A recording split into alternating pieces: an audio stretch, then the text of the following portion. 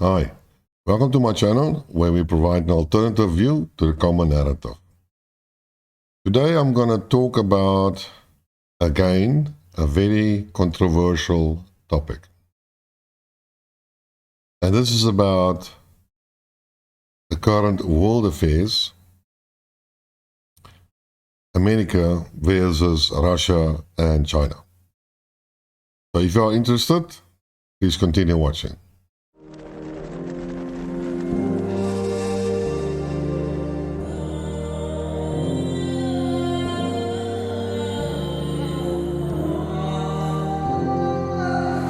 Hi, welcome back to the channel. As promised, I will try to present a controversial view on how I think Russia or China should do in order to press the issue and get a resolution and maybe stop all this international or this world conflict situation. Now, to start off, if you look at the, call it Western American history, you will find that the only time America has ever experienced war or the effects of war on its homegrown soil was during the American Civil War. If the rest of the time he's always in somebody else's backyard, or he has proxy forces that he uses for his benefits, or the war has already started and then he basically just joins in to share in the victory, glory, if you want to call it like that. Now, if you also look at American policy, the core principle of whatever America does with its huge army and its nuclear arsenal, it is always stated as a deterrence. And this is a very, very important word, deterrence. America says, I have nuclear weapons. So if you attack me, I might use my nuclear weapons, and that is a deterrence. So most of the countries don't want to fight America. When they say like, say NATO is actually America. So forget about that. NATO has how many countries? 30 countries or 31 countries now with Finland. America is NATO. America controls NATO. The rest do what America says they must do. That's it. And even Finland and Sweden, as the newcomers, are the most stupid people in the world, committing themselves to this or submitting themselves to the wishes of somebody else and having no benefits but only non-benefits. Sorry, what's the English word? Bad things. No. Disadvantages. Yes. Yeah. Okay. So, in Vietnam, we had a proxy force. Korea, the Americans did go in, but, well, we know what happened there. And at the end of the day, we have the line between North and South Korea. And America basically are in control of the South Korean military and commands it, and they are basically subject to the American wishes. And so we had all the other stuff, Iraq. The Americans went in, but on the American, and they destroyed the Iraqi infrastructure. In the First World War, the war was in Europe. The Americans came in and made war on European soil. Second World War, the same. Now we have Ukraine, and Ukraine is a proxy force, and America, should they enter into the war, will have a conflict on Ukrainian soil. So whatever happens, the people in America will not experience the gruesome, the destruction of whatever of physically war. It was Europe that was totally bombed out. It is, okay, Ukrainian limited on the Eastern Front. Those towns are totally flattened. Iraq was infrastructure and everything else was totally destroyed during the Iraq War. Same with Vietnam, etc., etc. And my argument is that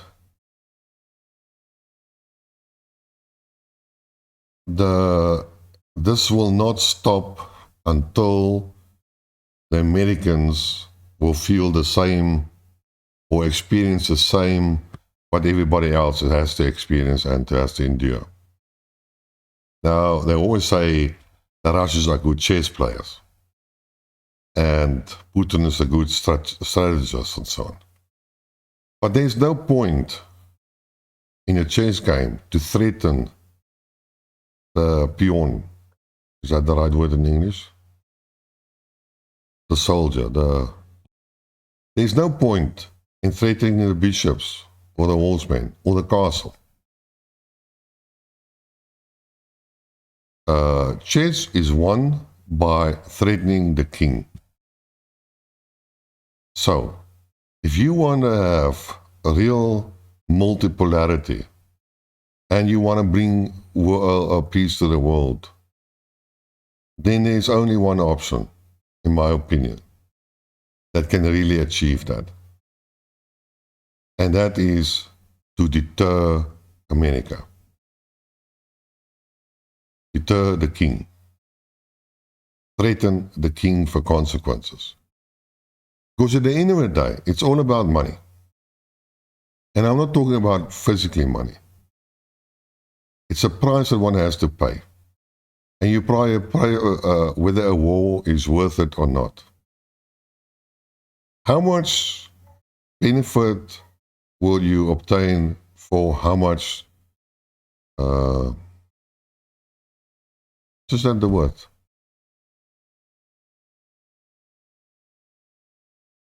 Damage you will experience. If your cities are destroyed, okay, you try to conquer another nation for one reason, or, okay, there are ideological reasons, but we're not talking about them. There are very few in between. But you want to conquer another nation in order to control those people and gather taxes and increase your riches or the resources that you require. But again, with the resources you need it for your lifestyle, you need it for survival, you need it for your benefit.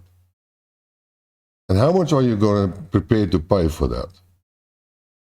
Now, you can talk about human life. How many people are you prepared to lose in a war? That is not a lot of worth. People don't, leaders in that respect, don't consider life as important as money. It's a question more of how much money can they make? Money, currency, in a war. How much will it cost to do the war? How much will it cost to pay for the armament, the ammunition, the repair of the destruction, the support of the population, human life, etc., versus the income I will get? It's at the end of the day, it's fairly simple like that. Yes, war is an extension of political means, but at the end of the day, politics are also about the same thing. Resources, money. That is how life unfortunately goes. Whether it was now or whether it was 100 years back or whether it was 1,000 years back, it's the same principle. But America never pays the price. Then it will continue doing these calculations and believe they will always have a positive balance at the end of the day. It's who's dying in Ukraine? The Ukrainians. Whose weapons are used? America. Who's going to pay for these weapons? Ukraine and Europe. Because at the end of the day, Europe is giving the weapons to Ukraine, and then they get paid from a fund which they haven't paid in, which is actually their own money. So they're paying themselves. So they're giving it to Ukraine. But America is not that stupid. America has this land lease agreement or something like that. And with what they are basically providing the weapons, they're leasing it to Ukraine. And in the future, if they lose it or it's destroyed, Ukraine has to pay for it. And in fact, they did it in the Second World War with the Soviet Union. And I believe only in 2007 or so, that's when the Russians finally paid off their lease agreement for the weapons that were used in 1945. So it took them more than 70 years to repay back that loan. America is not going to lose money on this war. And as I stated in my previous videos, they have given Ukraine about 38 billion, now probably 40 billions worth of armament, of stock, of equipment that was actually scrapped, that was actually stored for scrapping. And then they sold the scrap as basically functioning weapons and gave it to Ukraine, and Ukraine has to pay for it in the future. Make no mistake about that. But basically, these weapons were not working anymore. They were not supposed to be used in any case, so they were physically scrapped. And now, America has given them about financial assistance to the value of about, say, 140 billion. So effectively about 100 billion is floating around that wasn't given to Ukraine. Yes, from this 100, then there was a statement made by, I think, the Pentagon to some other committee, or gave it to the Parliament, to the American committee. I don't know how these systems work. And he was told in his hearing, whatever, that 60% of this money actually stays in America and goes to the military-industrial complex. So 40 billion goes for the financing of Ukraine and training and stuff like that, but about 60 billion goes to the military-industrial complex in order to produce the weapons, the obsolete weapons that were not used, to replace them with newer versions, which is not really necessary, because in the first place these were obsolete weapons. They were not used, they were not targeted to use, they were targeted to be scrapped. So they don't need to replace them. But maybe the 155 artillery rounds they have to. But again, it's not that much. As far as I know, 155 costs about $3,000. And if America has given them $1 million, then that's about 3 billion worth of 155 ammunition. So why do you need 60? So there's something wrong here. Numbers don't gel. And then there was also a budget, like I said many times, where the Pentagon asked for 300 billion in order to replace all the obsolete weapons.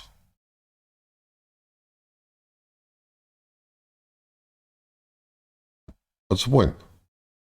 Something doesn't work here. There's a lot of corruptions, kickbacks, stuff going on, and the poor American doesn't really know it. But that's where America excels. That's why they make war. To sell weapons, to get rich, to make money. Because they don't have any war on their own soil. They never experience themselves the horrors of war. Yes, they will send their soldiers, their army there to go and fight, but it's not them they're dying, it's the soldiers that die. And as far as I know, in this Vietnam War, they took all the low-class people, the unemployed, the blacks, the unwanted, persons, basically. That's what who they sent to Vietnam. So they got rid of a second problem. How nasty it even sounds. And what are they doing now? They are going now to Taiwan. They are trying to get a conflict between Taiwan and China going. Why? To sell weapons to Taiwan. But should Taiwan get in a conflict with China, then they need resupplies. And we know now America cannot resupply them because they don't have the capacity. And then we have the idiots Japanese that want to get involved for the protection of China. And then we have this ignored hotspot of North versus South Korea versus America. Nobody even talks about Korea and listens to it, but I'm going to make a video about that separately. But it's in order to sell weapons. And if there's a conflict, the Americans don't suffer. So for me, they're never going to stop with this. As long as they can make war and destruction in another person's country, as long as they can sell the weapons, they don't care. Now look again at the Ukrainians. So what does Russia do? They have a limited military allowance in order not to kill so many Ukrainians because they believe that it's their brothers and family and etc., etc., etc. And if they want to do it, then the most aggressive one is Poland. Poland and the small Baltic countries. And if there's and who else suffers? Europe itself, Germany, France, Netherlands, Spain, Italy, all do sanctions that were introduced on the behalf of America. The energy crisis that goes on behalf of America. And who benefits? America. Again, what does America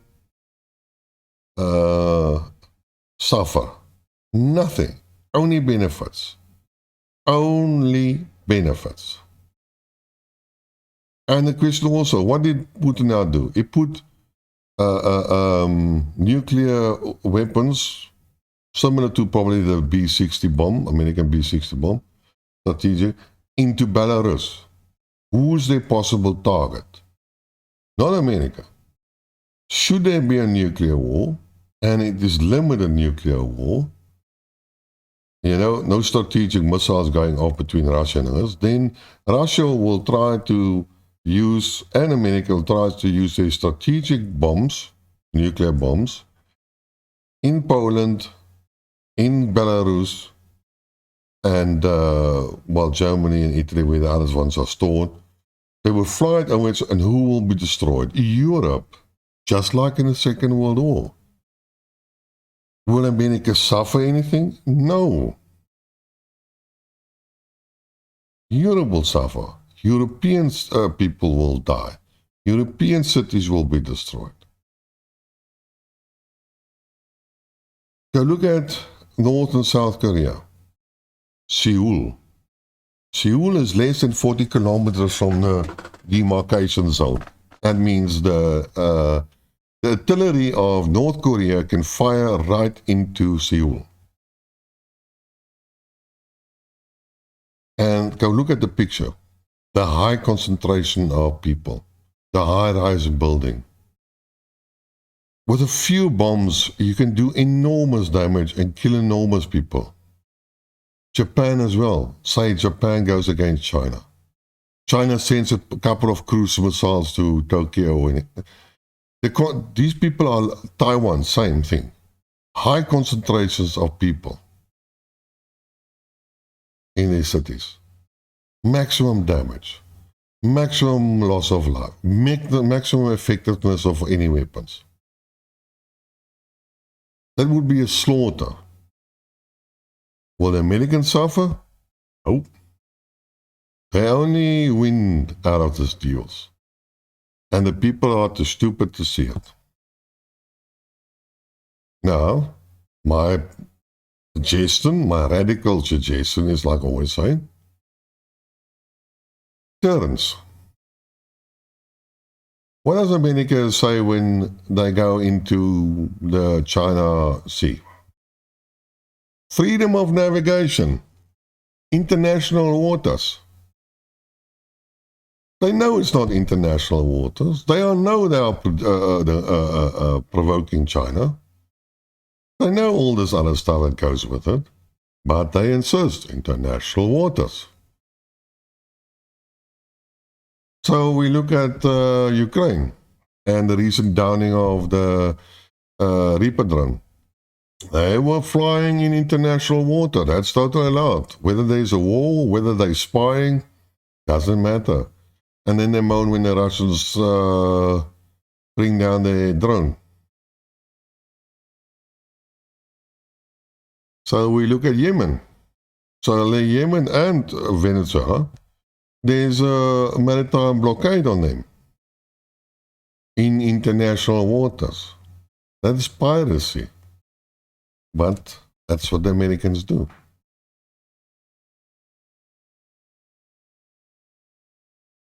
And here comes the stars. My argument is that Putin and Xi Jinping,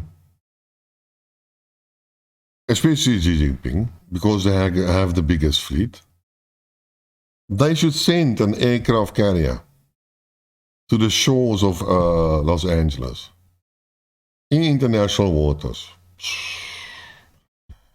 Drive past. Go to Hawaii, international waters. Just float around there for a couple of days. Do some exercises around Hawaii in international waters. Go through the Panama Canal and go into the Gulf of Mexico. Drive around all those oil rigs. Lekker. And see what the Americans do. It's all international water. It's all legal. How about if the Russians send some of their big fleet ships and so on to Cuba, Mexico? How about if the Russians send one of their nuclear submarines underwater, undetected, pop up just outside Washington? Make a little bit, wave a little bit for the Americans, drive up and down the coast, then submerge and disappear again.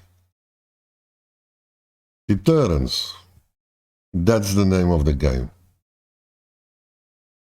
And once the Americans realize that they will experience the horrors and disaster of a war on American soil, maybe they will think twice. Because Putin has already stated that if America thinks that they will come unscathed out of a conflict between Russia and NATO on American soil, then they have to think twice.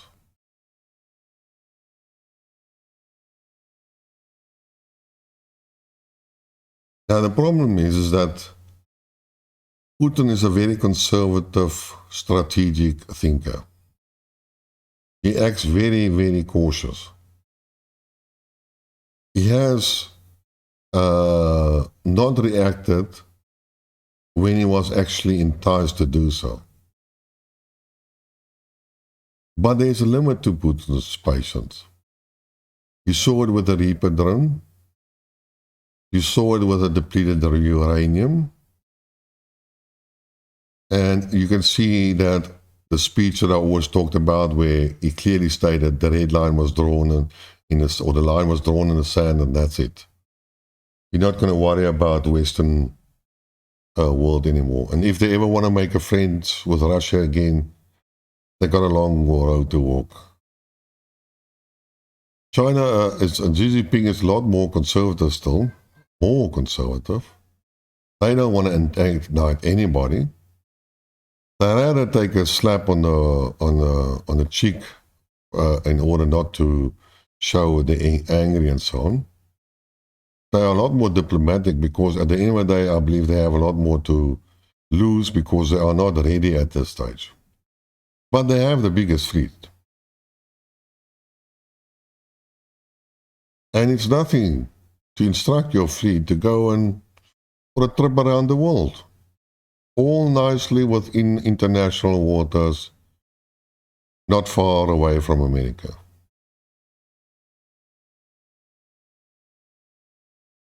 Will they do it? I don't think so. But unfortunately, I have a different belief. I believe in peace, also peace in negotiations. You know, you can only talk so much to another person that is aggressive to you. You only can talk so much and talk so much and talk so much. But if the other guy doesn't want to listen, then the only remaining option is violence, limited violence. In some situations, violence is inevitable. It is necessary to obtain your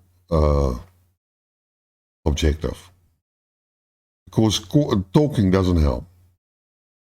Now, in this case, you don't have to do violence. You just have to threaten violence. Deterrence. The American famous word, deterrence. So my argument is that China and Russia should think about taking a page from the American playbook and do something that they are doing it. Because they know what it is, because they are doing it. So when they experience what they are doing it, they know precisely what it means.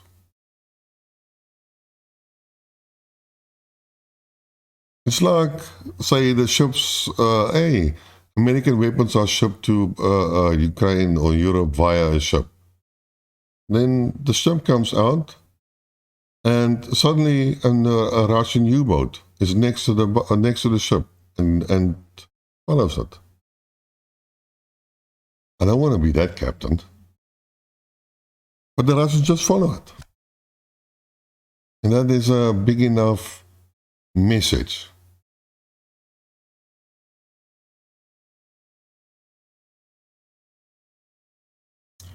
So I thought I'll share those thoughts with you, an alternative view.